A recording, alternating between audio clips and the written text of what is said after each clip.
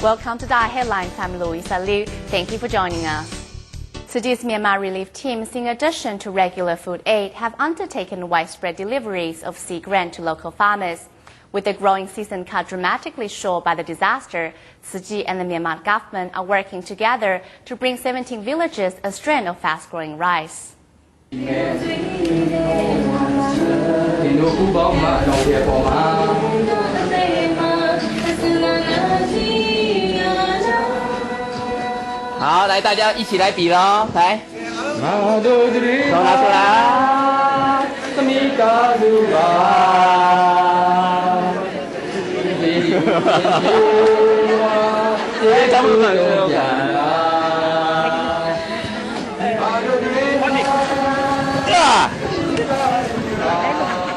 If I said it was easy, I'd be lying. But it's very fortunate, very fortunate. I have a joyful heart. 1 30-kilo bag of this grain seed is enough to sow 1 acre of land. With a constant stream of delivery trucks, all here are feeling hope, especially with Myanmar's energy minister, Lun Di, here helping out. 受了这个南地的风灾，但是缅甸的稻米产量今年不会减少。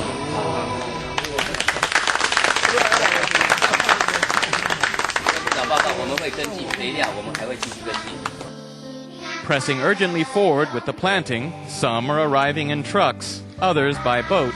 But most often the transport for these peasants is tractor. It is truly a welcome sight. Filled with 64 bags of seed grain totaling nearly 2,000 kilos, the air in this tractor's tires can barely hold up against the strain. 15 minutes down the road, separating grain for Shangbiya village is hard work. Anbuya, whose wife and children perished in the cyclone, cannot wait to inspect the grain. With one whiff of his nose, he can tell if it is good or bad. This grain only needs 3 months. It won't need to grow very high, so we can still get a good yield. The former grain seed, purchased with borrowed money, is currently stored in small barns, awaiting use. Yet that seed, in comparison to Tzu Chi's grain, takes twice the time to incubate and lengthens the time to harvest by some 6 weeks.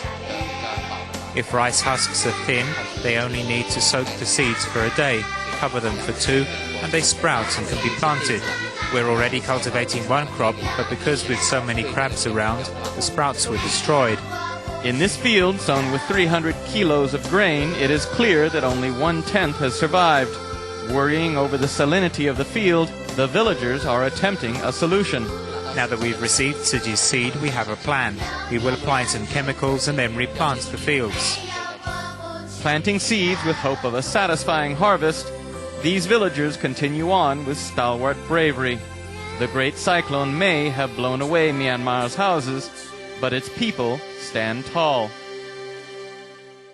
In the cyclone-hit region of Myanmar, as aid distributions and free clinics in 20 townships come to an end, city volunteers continue relief effort in Kungyangon, starting with a 7-day free clinic.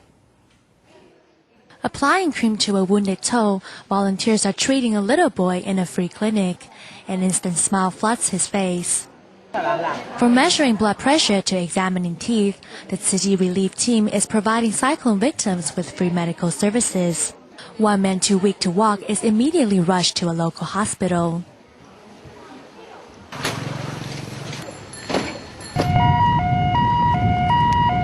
After being hooked up to an IV, the man's blood pressure is slowly returning to normal.